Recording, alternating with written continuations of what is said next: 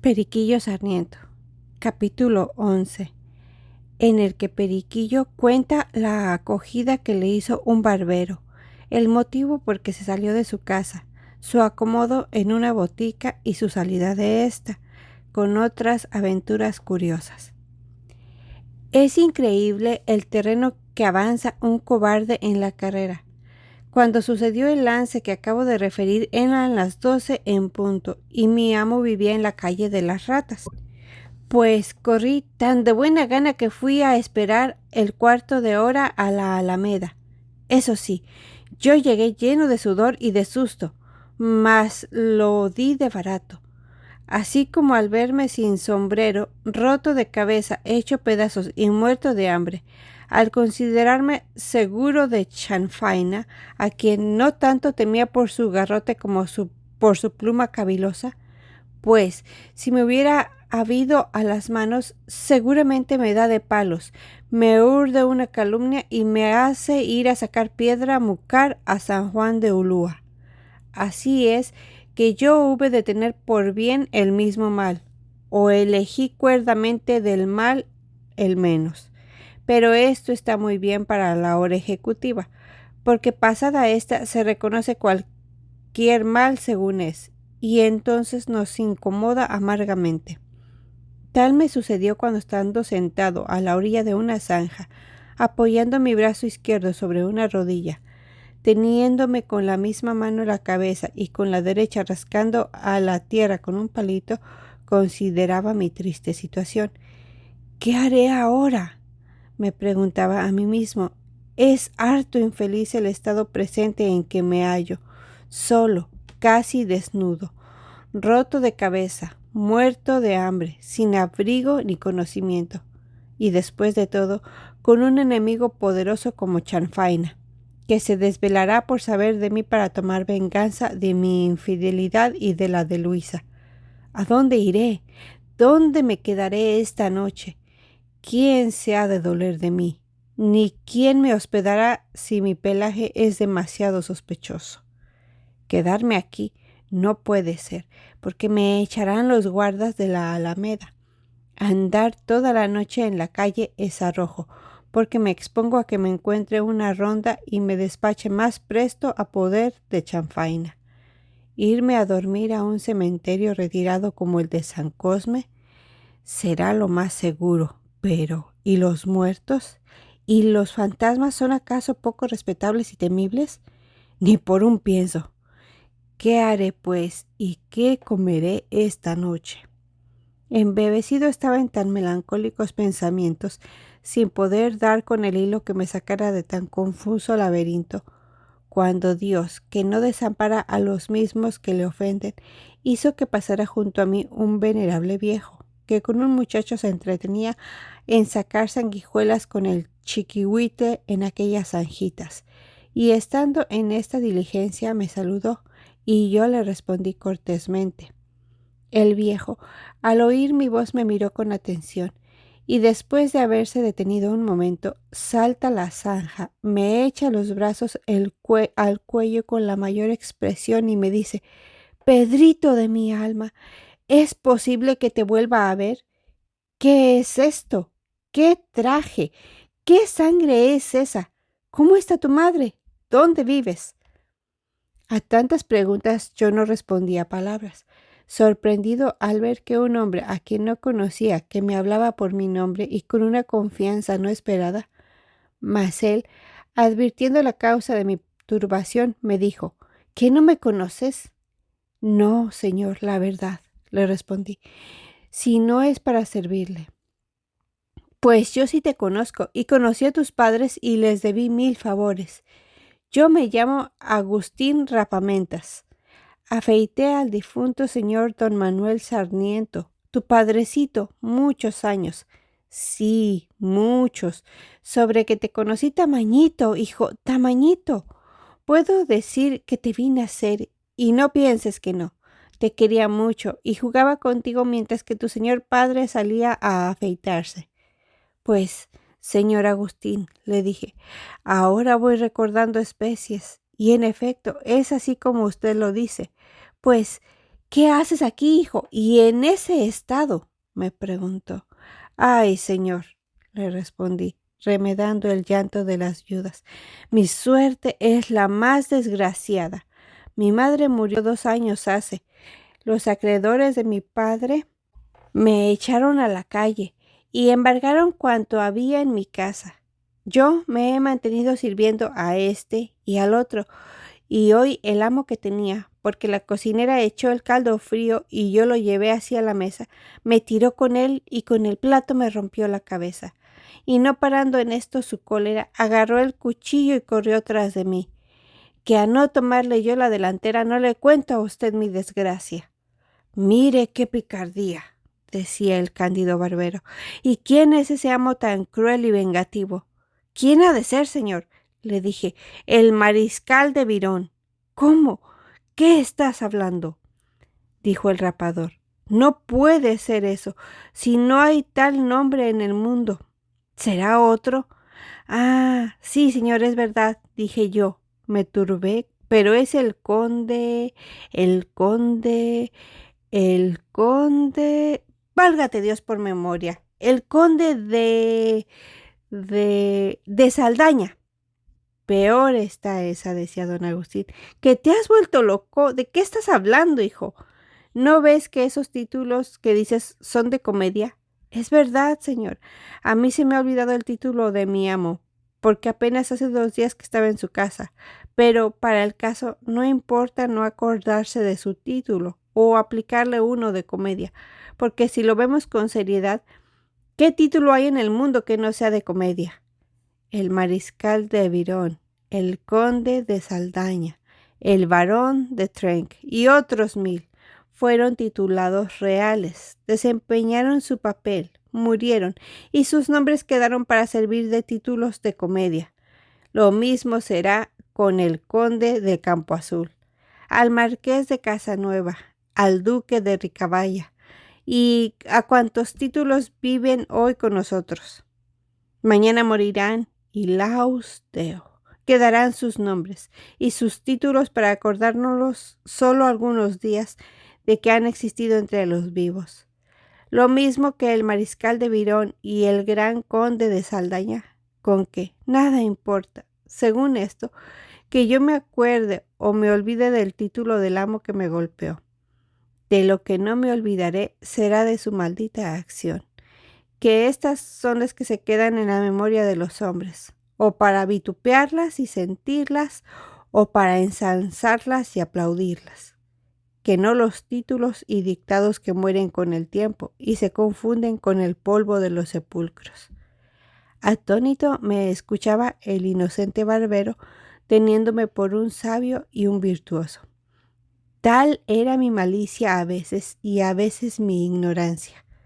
Yo mismo ahora no soy capaz de definir mi carácter en aquellos tiempos, ni creo que nadie lo hubiera podido comprender, porque unas ocasiones decía lo que sentía, otras obraba contra lo mismo que decía, unas veces me hacía un hipócrita y otras hablaba por el convencimiento de mi conciencia. Mas lo peor era cuando fingía virtud, lo hacía con advertencia, y cuando hablaba enamorado de ella, hacía 1000 propósitos interiores de enmendarme, pero no me determinaba a cumplirlos. Esta vez me tocó hablar lo que tenía en mi corazón, pero no me aproveché de tales verdades. Sin embargo, me surtió un buen efecto temporal, y fue que el barbero, condolido de mí, me llevó a su casa y su familia, que se componía de una buena vieja llamada tía Casilda, y del muchacho aprendiz, me recibió con el extremo más dulce de hospitalidad. Cené aquella noche mejor de lo que pensaba, y al día siguiente me dijo el maestro: «Hijo, aunque ya eres grande para aprendiz, yo tendría unos 19 o 20 años», decía bien. «Si quieres, puedes aprender mi oficio, que si no es de los muy aventajados, a lo menos da para comer. Y así aplícate, que yo te daré la casa y el bocadito, que es lo que puedo». Yo le dije que sí, porque por entonces me pareció conveniente, y según esto me comedía a limpiar los paños, a tenerla vacía y a hacer algo de lo que veía hacer al aprendiz. Una ocasión que el maestro no estaba en casa, por ver si estaba algo adelantado, cogí un perro, a cuya fajina me ayudó el aprendiz, y atándole los pies, las manos y el hocico, lo sentamos en la silla amarrado en ella. Le pusimos un trapito para limpiar las navajas y comencé la operación de la rasura. El miserable perro ponía sus gemidos en el cielo. Tales eran las cuchilladas que solía llevar de cuando en cuando. Por fin se acabó la operación y quedó el pobre animal retratable. Y luego que se vio libre salió para la calle como alma que llevan los demonios. Y yo, engreído con esta primera prueba, me determiné a hacer otra con un pobre indio que se fue a rasurar de a medio. Con mucho garbo le puse los paños, hice al aprendiz trajera la vacía con el agua caliente, asenté las navajas y le di una zurra de raspadas y tajos que el infeliz, no pudiendo sufrir mi áspera mano, se levantó diciéndome: «Amocuale, cristiano, amocuale», que fue como decirme en castellano: «No me cuadra tu modo, señor, no me cuadra». Ello es que él medio real y se fue también medio rapado. Todavía no contento con estas tan malas pruebas, me atreví a sacarle una muela a una vieja que entró a la tienda rabiando de un fuerte dolor y en solicitud de mi maestro, pero como era resuelto, la hice sentar y que entregara la cabeza al aprendiz para que se la tuviera. Hice esto muy bien su oficio. Abrió la cuitada vieja su desierta boca, después de haberme mostrado la muela que le dolía. Tomé el descarnador y comencé a cortarle a trozos de la encía alegremente. La miserable, al verse tasajear tan seguido y con una porcelana de sangre delante, me decía: «Maestrito, por Dios, ¿hasta cuándo acaba usted de descarnar?» «No tenga usted cuidado, señora», le decía yo. «Haga una poca de paciencia, ya le falta poco de la quijada».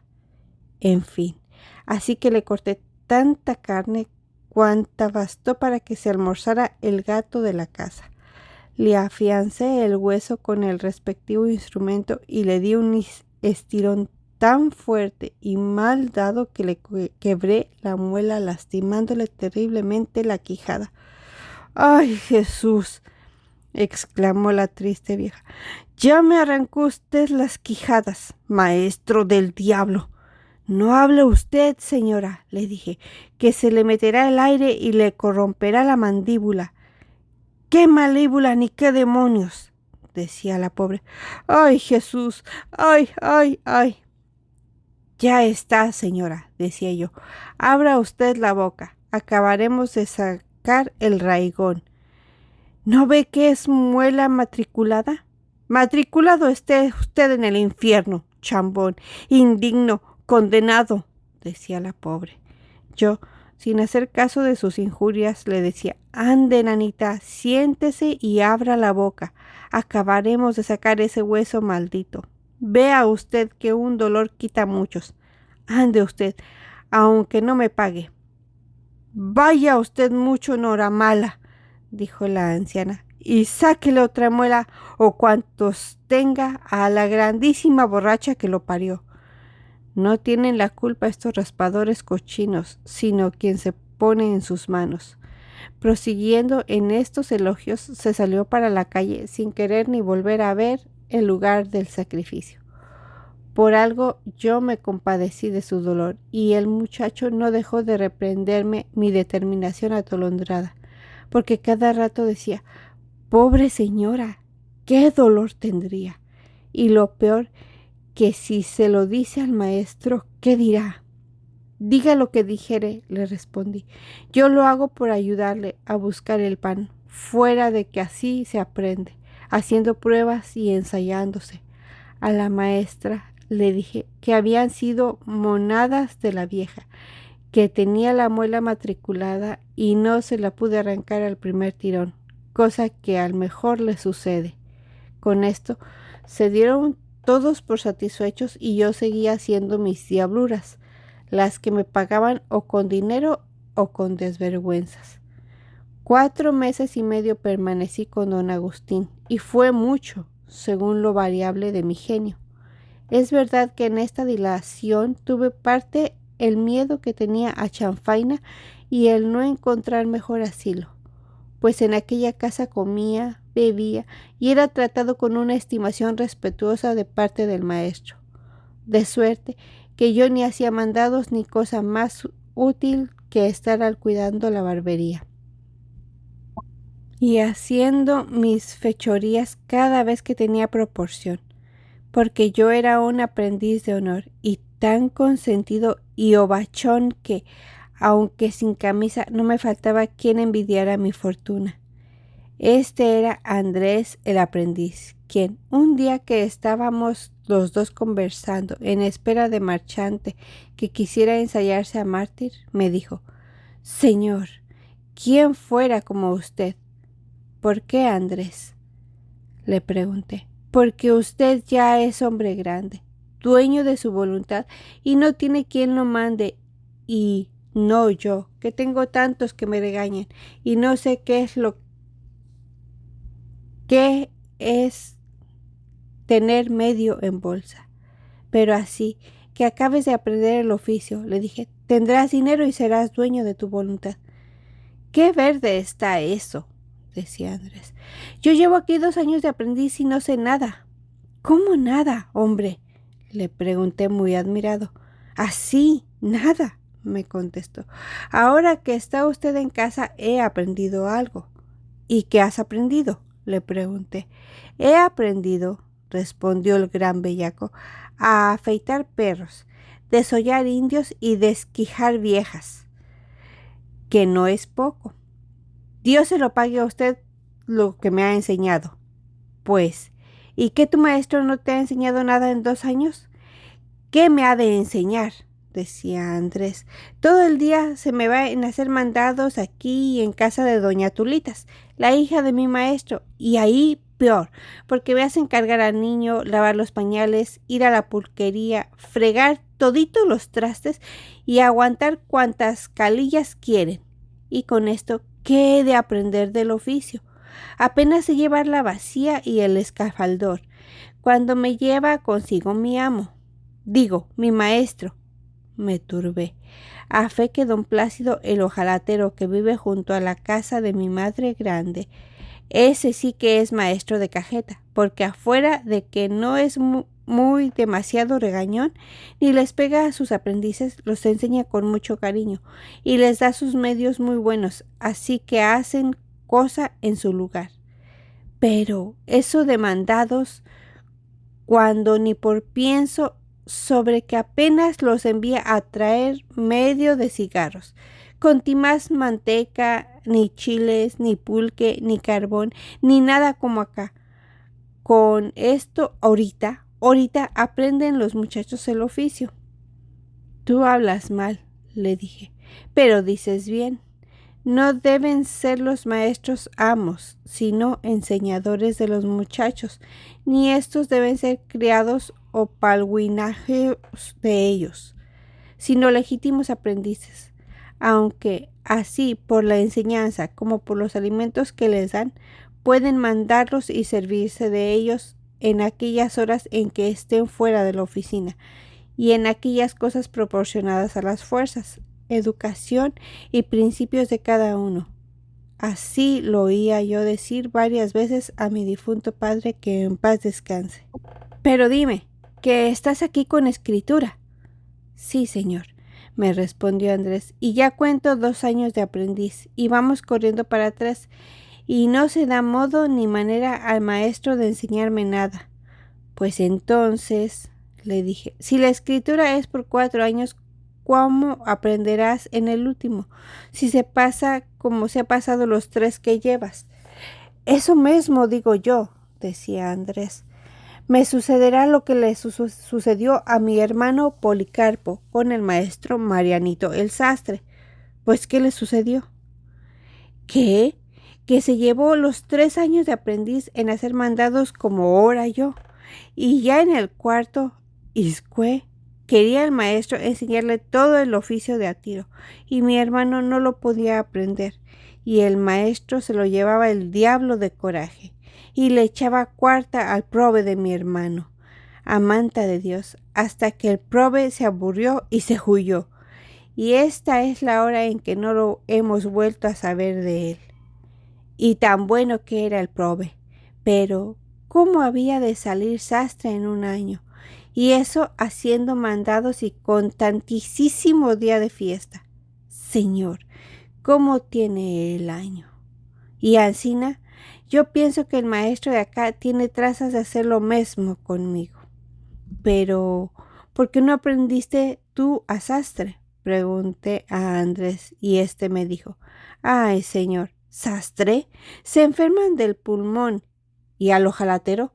No, señor, por no ver que se corta uno con la hoja de lata y se quema con los hierros. ¿Y a carpintero, por qué no? Ay, no, porque se lastima mucho el pecho. ¿Y a carrocero o herrero? No le permita Dios, si parecen diablos cuando están junto a la fragua aporreando el hierro. Pues, hijo de mi alma, Pedro Sarmiento, hermano de mi corazón, le dije a Andrés levantándome del asiento, tú eres mi hermano Tatita. Si tú eres mi hermano, somos mellizos o cuates. Dame un abrazo. Desde hoy te debo amar y te amo más que antes, porque miro en ti el retrato de mi modo de pensar, pero tan parecido que se equivoca con el prototipo, si ya no es que se nos identificamos tú y yo. ¿Porque son tan buenos abrazos, señor Pedrito? Preguntaba Andrés muy azorado. Porque me dices tantas cosas que yo no entiendo, hermano Andrés, le respondí. Porque tú piensas lo mismo que yo y eres tan flojo como el hijo de mi madre. A ti no te acomodan los oficios por las penalidades que traen anexas. Si te gusta servir porque regañan los amos, si te gusta comer, beber, pasear y tener dinero con poco o ningún trabajo, pues, Tatita, lo mismo pasa. Por mí, de modo que, como dice el refrán, Dios los cría y ellos se juntan. Ya verás si tengo razón, demasiada para quererte. Eso es decir, repuso Andrés, que usted es un flojo y yo también. Adivinaste, muchacho, le contesté, adivinaste. ¿Ves cómo en todo mereces que yo te quiera y te reconozca por mi hermano? Pues si solo por eso lo hace, dijo Andrés y yo, muchos hermanos deben usted tener en el mundo, porque hay muchos flojos de nuestro mismo gusto. Pero sepa usted que a mí no es el oficio, sino dos cosas. La una, que no me enseñan, y la otra, el genio que tiene la maldita vieja de la maestra. Que si eso no fuera, yo estuviera contento en la casa, porque el maestro no puede ser mejor. Así es, dije yo, es el mismo diablo, y su genio es enteramente opuesto al de don Agustín, pues este es prudente, liberal y atento, y la vieja condenada es majadera, regañona y mezquina como Judas. Ya se ve. ¿Qué cosa buena ha de hacer con su cara de sábana encarrujada y su boca de chancleta? Hemos de advertir que la casa era una accesoría con un altito de estas que llaman de taza y plato, y nosotros no habíamos atendido a que la dicha maestra nos escuchaba. Como nos escuchó toda la conversación hasta que yo comencé a loarla en términos que van referidos e irritada justamente contra mí, cogió con todo silencio una olla de agua hirviendo que tenía en el brasero y me la volcó a plomo en la cabeza diciéndome, pues maldito, malagradecido, fuera de mi casa, que yo no quiero en ella arrimados que vengan a hablar de mí. No se habló más, porque quedé sordo y ciego de dolor y de la cólera. Andrés, temiendo otro baño peor y escarmentado en mi cabeza, huyó para la calle. Yo, rabiando y todo pelado, subí la escalerita de palo con ánimo de desmechar a la vieja. topara en lo que topara, y después marcharme con Andrés. Pero esta condena era varonil y resuelta, y así, luego que me vio arriba, tomó el cuchillo del brasero y se fue sobre mí con el mayor denuedo. Y hablando medias palabras de cólera, me decía: «¡Ah, grandísimo bellaco atrevido! Ahora te enseñaré». Yo no pude oír que me quería enseñar, ni me quise quedar a aprender la lección, sino que volví la grupa con la mayor ligereza, y fue con tal desgracia que, tropezando con un perrillo, bajé la escalera más presto que lo que la había subido, y del más extraño modo, porque la bajé de cabeza, magullándome las costillas. La vieja estaba hecha un chile contra mí. No se compadeció ni se detuvo por mi desgracia, sino que bajó detrás de mí como un rayo con el cuchillo en la mano, y tan determinada que hasta ahora pienso que, si me hubiera cogido, me mata sin duda alguna. Pero quiso Dios darme fuerza y valor para correr, y en 4 brincos que puse 4 cuadras lejos de su furor, porque eso sí, tenía yo alas en los pies cuando me amenazaban algún peligro y me daban lugar para la fuga.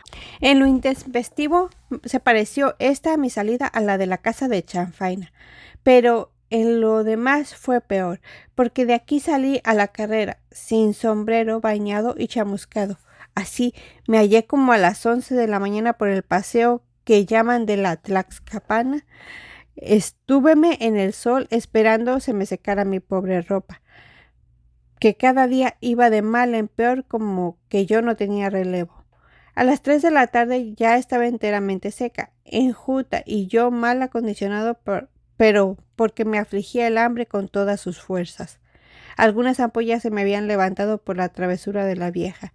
Los zapatos con que estaban tan maltratados con el tiempo que se tenían en mis pies por mero cumplimiento. Me abandonaron en la carrera. Yo que vi la diabólica figura que hacía sin ellos a causa de que las medias descubrieron toda la suciedad y flecos de las soletas, me las quité, y no teniendo dónde guardarlas, las tiré, quedándome descalzo de un pie y pierna. Y para colmo de mi desgracia, me urgía demasiado el miedo al pensar en dónde pasaría la noche, sin atreverme a decidir entre si me quedaría en el campo o me volvería a la ciudad, pues por todas partes hallaba insuperables embarazos.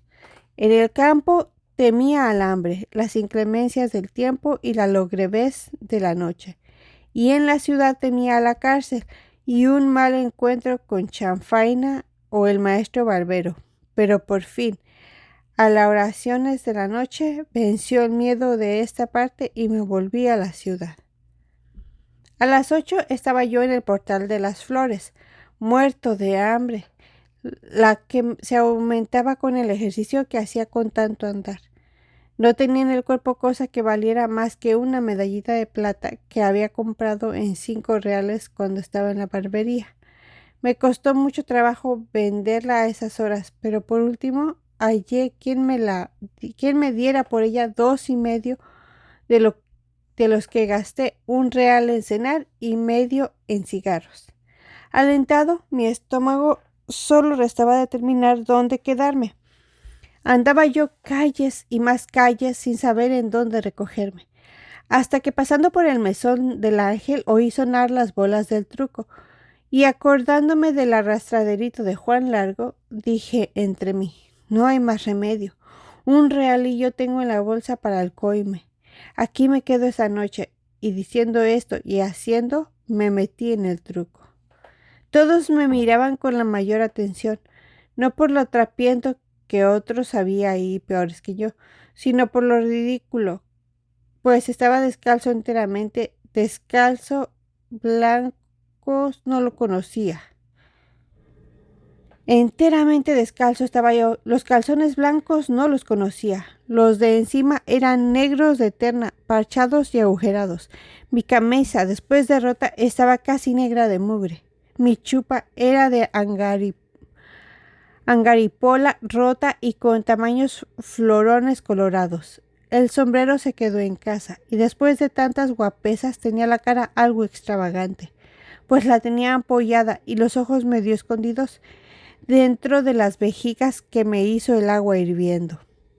No era mucho que todos notaran tan extraña figura, mas a mí no se me dio nada de su atención, y hubiera sufrido algún vejamen a truenques de no quedarme en la calle.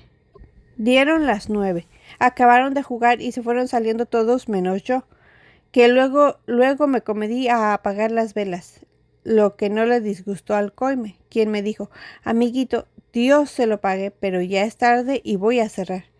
Váyase usted, señor, le dije.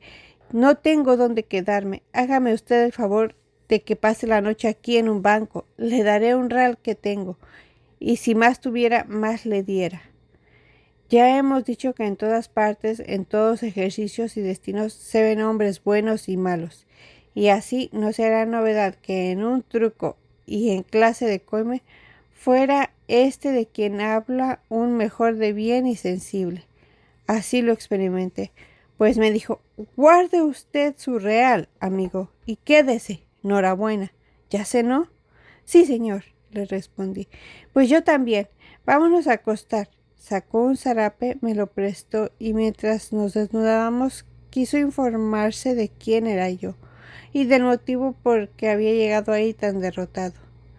Yo le contesté 1000 lástimas con 3000 mentiras en un instante, de modo que se compadeció de mí y me prometió que hablaría a un amigo boticario que no tenía mozo a ver si me acompañaba en su casa. Yo acepté el favor, le di las gracias y nos dormimos. A la mañana siguiente, a pesar de mi flojera, me levanté primero que el coime. Barrí, sacudí e hice cuanto pude por granjearlo. El pago de esto, y me dijo: voy a ver al boticario. Pero, ¿qué haremos de sombrero? Pues en esas trazas que usted tiene ya está muy sospechoso. Yo no sé qué haré, le dije, porque no tengo más que un real y con tan poco no se ha de hallar. Pero mientras que usted me hace el favor de ver a ese señorito boticario, ya vuelvo. Dicho esto, me fui. Me desayuné y en el zaguán me quité la chupa y la ferié en el baratillo para el primer sombrero que me dieron, quedándome el escrúpulo de haber engañado a su dueño. Es verdad que el dicho sombrero no pasaba de un chilaquil aderezado, y donde a mí me pareció que había salido ventajoso. ¿Qué tal sería esta la chupa? Ello es que al tiempo del trueque me acordé de aquel versito viejo de Caso Montalvo en Segovia, siendo cojo, tuerto y calvo, y engañaron a Montalvo. Pues, ¿qué tal sería la novia? Contentísimo con mi sombrero y de haberme disfrazado con mis propios tiliches, convertido del hijo de don Pedro Sarmiento en mozo alquilón, partí a buscar al coime mi protector, quien me dijo que todo estaba listo, pero que aquella camisa parecía sudadero, que fuera a lavarla a la cercanía y a las 12 me llevaría al acomodado, porque la pobreza era una cosa y la porquería otra, que aquella provocaba a lástima y ésta a desprecio, y acaso de las personas. Y por fin, que me acordara del refrán que dice: como te veo, te juzgo. No me pareció malo el consejo y así lo puse en práctica al momento. Compré cuartilla de jabón y cuartilla de tortillas con chile, que me almorcé para tener fuerzas para lavar. Me fui al pipis, me pelé la camisa y la lavé. No tardé nada en secarse porque estaba muy delgada y el sol era como lo apetecen a las lavanderas los sábados. En cuanto la vi seca, la expulgué y me la puse, volviéndome a toda presteza al mesón, pues ya no era hora de acomodarme. No porque me gustara trabajar, sino porque la necesidad tiene cara de hereje, dice el refrán, y yo digo de pobre que suele parecer peor que de hereje. Así que el coime me vio limpio y se alegró y me dijo: vea usted cómo ahora parece otra cosa. Vamos. Llegando a la botica que estaba cerca, me presentó al amo, quien me hizo 20 preguntas, a las que contesté a satisfacción, y me quedé en la casa con salario asignado de 4 pesos mensuales y plato. Permanecí 2 días en clase de mozo, moliendo palos, desollando culebras, atizando el fuego, haciendo mandados y ayudando en cuanto se ofreciera y me mandaban, a satisfacción del amo y del oficial. Luego que tuve 8 años, compré medias, zapatos, chaleco, chupa y pañuelo. Todo el baratillo para servirle me lo traje a la casa ocultamente, y otro día que fue domingo me puse hecho un 24. No me conocía el amo, y alegrándose de mi metamorfosis, decía al oficial: «Vea usted, se conoce que este pobre muchacho es hijo de buenos padres, y que no se crió de mozo en botica. Así se hace, hijo, manifestar uno siempre sus buenos principios, aunque sea pobre, y una de las cosas en que se conoce al hombre que los ha tenido buenos es que no le gusta andar roto ni sucio. ¿Sabe escribir?» «Sí, señor», le respondí. Al ver tu letra, dijo: «Escribe aquí». Yo, por pedantear un poco y confirmar al amo del buen concepto que había formado de mí, le escribí lo siguiente: «Qui scribere siunt nullum putant esse laborem. 3 digiti scribunt caetera membra delantem». «Hola», dijo mi amo todo admirado, «escribe bien el muchacho, y en latín. Pues, ¿qué entiendes tú lo que has escrito?» «Sí, señor», le dije. «Eso dice que los que no saben escribir piensan que no es trabajo, pero que mientras 3 dedos escriben se incomodan todos los cuerpos». «Muy bien», dijo el amo. «Según eso, sabrás qué significa el rótulo de esa redoma. Dímelo». Yo leí oleum viterorum ovorum y dije: «aceite de yema de huevos».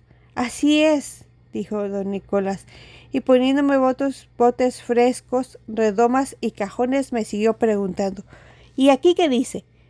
Yo, según él me preguntaba, respondía: «oleum scorpionum», aceite de alacranes; «agua menthae», agua de hierbabuena; «agua petroselini», agua de perejil; «sirupus pomorum», jarabe de manzanas; «ungüentum cucurbitae», ungüento de calabaza; «elixir». «Basta», dijo el amo, y volviéndose al oficial le decía: «¿Qué dice usted, don José? ¿No es lástima que este pobre joven esté de mozo, pudiendo estar de aprendiz, con tanto como tiene adelantado?» «Sí, señor», respondió el oficial, y continuó el amo hablando conmigo: «Pues bien, hijo, ya desde hoy eres aprendiz. Aquí te estarás con don José y entrarás con él al laboratorio, para que aprendas a trabajar, aunque ya algo sabes por lo que has visto. Aquí está la farmacopea de Palacios, la de Fuller y la de Matritense. Está también el curso de botánica de Linneo y ese otro de química. Estudia todo esto y aplícate, que en tu salud lo hallarás». Yo le agradecí el ascenso que me había dado, subiéndome de mozo de servicio a aprendiz de botica, y el diferente trato que me daba el oficial, pues desde entonces ya no me decía Pedro a secas, sino don Pedro. Mas entonces yo no paré la consideración en lo que puede un exterior decente en este mundo borracho. Pero ahora sí, cuando estaba vestido de mozo o criado ordinario, nadie se metió a indagar mi nacimiento ni mi habilidad. Pero en cuanto estuve medio aderezado, se me examinó de todo y se me distinguió en el trato. Oh vanidad, ¿cómo haces prevaricar a los mortales? Unas aventuras me sucedían bien y otras mal, siendo el mismo individuo, solo por la diferencia de traje. A cuantos pasa lo mismo en este mundo. Si están decentes, si tienen ladrillo, si gozan proporciones, los juzgan, o a lo menos los lisonjean, por sabios, nobles y honrados, aun cuando les falte de todo. Pero si están de capa caída, si son pobres y a más de pobres trapientos, los reputarán y despreciarán como plebeyos, pícaros e ignorantes, aun cuando aquella miseria sea efecto tal vez de la misma nobleza, sabiduría y bondad de aquellas gentes. ¿Qué hiciéramos para que los hombres no fijaran su opinión en lo exterior ni graduaran el mérito del hombre por su fortuna? Mas estas serias reflexiones las hago ahora. Entonces me vanaglorié de la mudanza de mi suerte y me contenté demasiado con el rumboso título de aprendiz de botica sin saber el común refrancillo que dice estudiante perdulario, sacristán o boticario. Sin embargo, en nada menos pensé que en aplicarme al estudio de la química y la botánica. Mi estudio se redujo a hacer algunos menjurjes, a aprender algunos términos técnicos y a agilitarme en el despacho. Pero como era tan buen hipócrita, me granjeé la confianza y cariño del oficial, pues mi amo estaba mucho en la botica, y tanto que a los 6 meses ya yo le ayudaba también a don José, que tenía lugar de pasear y aún de irse a dormir a la calle. Desde entonces, o 3 meses antes, se me asignaron 8 pesos cada mes, y yo hubiera salido oficial como muchos, sin un accidente no me hubiera sacado de la casa. Pero antes de referir esta aventura, es menester imponeros de algunas circunstancias. Había en aquella época en esta capital un médico viejo a quien llamaban por el nombre de purgante, porque todos los enfermos decían que facilitaba la curación con un purgante.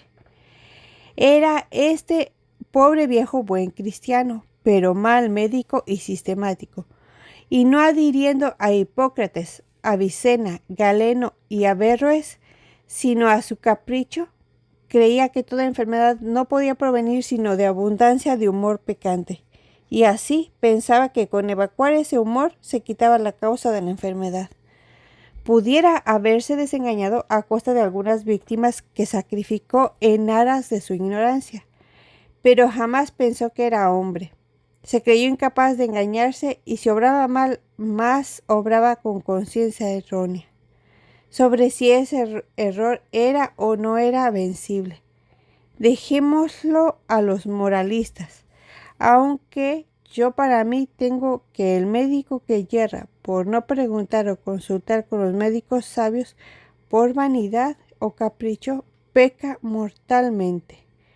Pues sin esa vanidad o ese capricho pudiera salir de 1000 errores y de consiguientemente ahorrarse de un niño 1.000.000 de responsabilidades, pues ese error puede causar 1000 desaciertos.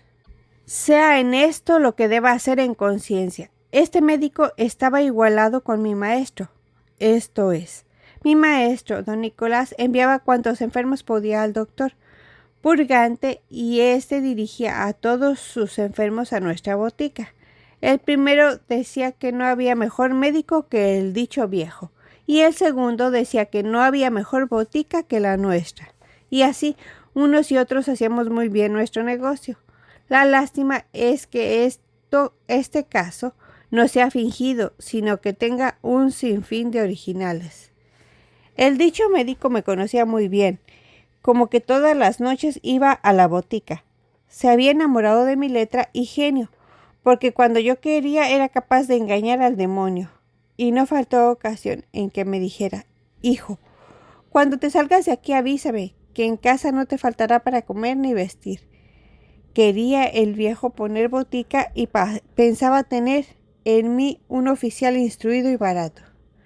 Yo le di las gracias por su favor, prometiéndole admitirlo siempre que me descompusiera con el amo, pues por entonces no tenía efecto de dejarlo. En efecto, yo me pasaba una vida famosa y tal cual la pude apetecer un flojo.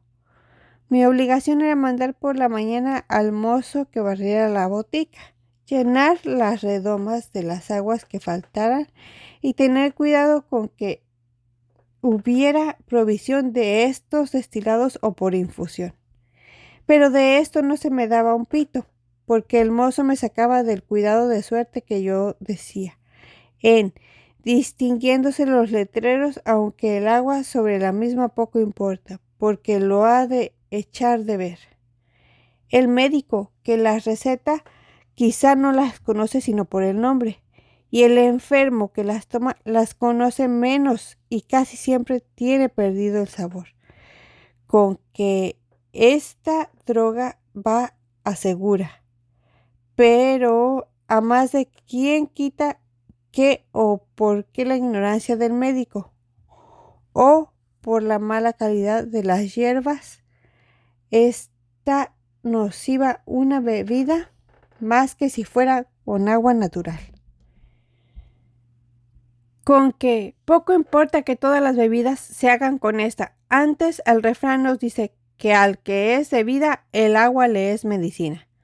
No dejaba de hacer lo mismo con los aceites, especialmente cuando eran de un color, así como los jarabes. Ello es que el quid pro quo o despachar una cosa por otra juzgándola igual o equivalente tenía mucho lugar en mi conciencia y en mi práctica. Estos eran mis muchos quehaceres y confeccionar ungüentos y polvos y demás drogas según las órdenes de don José, quien me quería mucho por mi eficacia. No tardé en instruirme medianamente en el despacho, pues entendía las recetas, sabía dónde estaban los géneros y en el arancel lo tenía en la boca como todos los boticarios. Si ellos dicen, esta receta vale tanto, ¿quién les va a averiguar el costo que tiene? Ni si piden o no contra justicia. No queda más recurso a los pobres que suplicarles hagan alguna baja.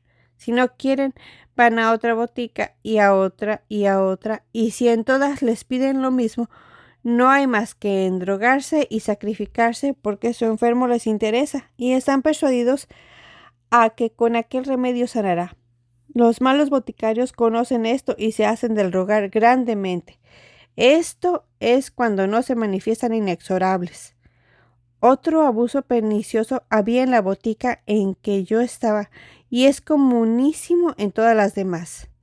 Este es que, así que se sabía que se escaseaba alguna droga en otras partes, las encarecía don José hasta el extremo de no dar medios de ella, sino de reales para arriba, siguiéndose de este abuso, que podemos llamar codicia sin el menor respeto, que el miserable que no tenía más que medio real y necesitaba para curarse un pedacito de aquella droga, supongamos alcanfor, no lo conseguía con don José, ni por Dios ni por sus santos, como si no se pudiera dar medio o cuartilla, la mitad o la cuarta parte de lo que se da por un real, por pequeña que fuera. Lo peor es que hay muchos boticarios del modo de pensar de don José, gracias a la indolencia del promedicato que los tolera. En fin, este era mi quehacer de día. De noche tenía mayor desahogo, porque el amo iba un rato por las mañanas, recogía la venta del día anterior y ya no volvía para nada. El oficial, en esta confianza, luego que me vio, optó por el despacho. A las 7 de la noche tomaba su capa y se iba a cumplimentar a su madama, aunque tenía cuidado de estar muy temprano en la botica. Con esta libertad estaba yo en mis glorias, pues solía ir a visitarme a algunos amigos que de repente se hicieron míos y merendábamos alegres, y a veces jugábamos a nuestros alburitos de 2 o 3 y 4 reales, a toda costa del cajón de las monedas, contra quien tenía libranza abierta. Así pasé algunos meses. Al cabo de ellos se le puso al amo a hacer balance, y halló que no había pérdida de consideración, porque pocos boticarios pierden. Sin embargo, la utilidad apenas era perceptible. No dejó de asustarse don Nicolás al advertir el demérito y reconviniendo a don José por él. Satisfizo diciendo que el año había sido muy sano y que años semejantes eran funestos, a lo menos de poco provecho para los médicos, boticarios y curas. No se dio por contento el amo con esta respuesta y con un semblante bien serio dijo: en otra cosa debe consistir el demérito de mi casa, que no en las templadas estaciones del año, porque en el mejor no faltan enfermedades ni muertos. Desde aquel día comenzó a vernos con desconfianza y a no faltar de su casa muchas horas, y dentro de poco tiempo volvió a recobrar el crédito la botica, como que había más eficacia en el despacho. El cajón padecía menos evacuaciones y él no se iba hasta la noche que se llevaba a la venta. Cuando algún amigo lo convidaba a algún paseo, se excusaba diciéndole que agradecía su favor, pero que no podía abandonar las atenciones de su casa y que quien tiene tienda es fuerza que la atienda. Con este método nos aburrió breve, porque el oficial no podía pasear ni el aprendiz merendear, jugar ni holgarse de noche. En este tiempo, por no sé qué cuentas, se disgustó mi amo con el médico y deshizo la iguala y la amistad enteramente. Qué verdad es que las más amistades se enlazan con los intereses. Por eso son tan pocas las que hay ciertas. Ya pensaba en salirme de la casa porque ya me enfadaba la sujeción y el poco manejo que tenía en el cajón, pues a la vista del amo no lo podía tratar con la confianza que antes, pero me detenía el no tener dónde establecerme ni qué comer saliéndome de ella. En uno de los días de mi indeterminación sucedió que me metí a despachar una receta que pedía una pequeña dosis de magnesia. Eché en el agua la botella y el jarabe, y por coger el bote donde estaba la magnesia, cogí el bote donde estaba el arsénico y le mezclé su dosis competente. El triste enfermo, según supe después, se la echó a pechos con la mayor confianza, y las mujeres de su casa le revolvían los asientos del vaso con el cabo de la cuchara, diciéndole que los tomara, que los polvitos eran lo más saludable.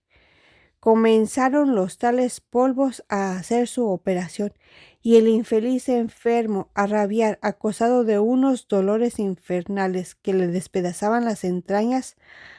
La casa se alborotó, llamaron al médico, que no era lerdo.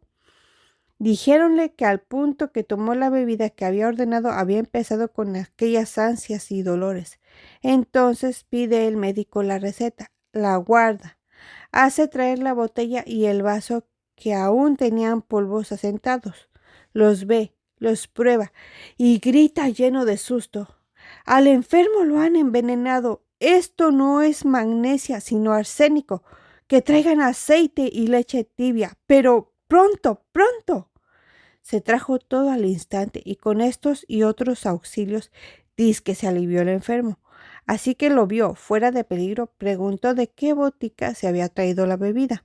Se lo dijeron, y dio parte al protomedicato, manifestando su receta, el mozo que fue a la botica y la botella y el vaso como testigos fidedignos de mi atolondramiento.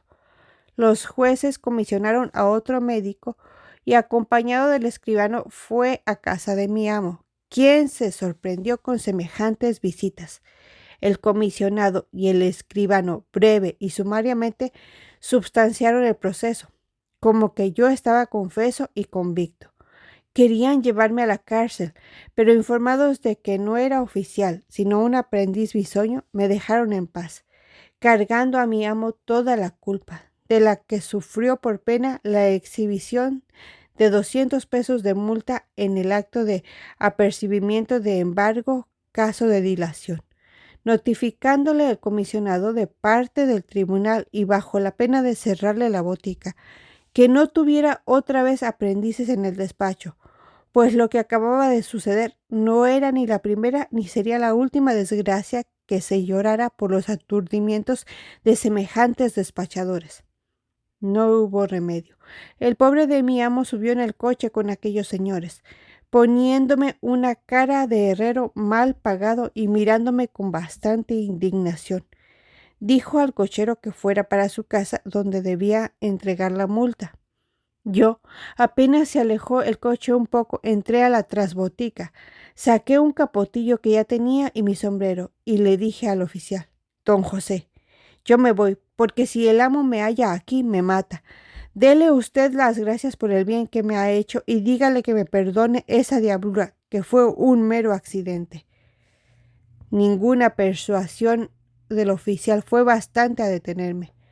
Me fui acelerando el paso, sintiendo mi desgracia y consolándome con que a lo menos había salido mejor que de la casa de Chanfaina y de don Agustín. En fin, quedándome hoy en este truco y mañana en el otro, pasé 20 días, hasta que quedé sin capote ni chaqueta, y por no volver a ver descalzo y en peor estado, determiné ir a servir de cualquier cosa al doctor Purgante, quien me recibió muy bien, como se dirá en el capítulo primero del siguiente tomo.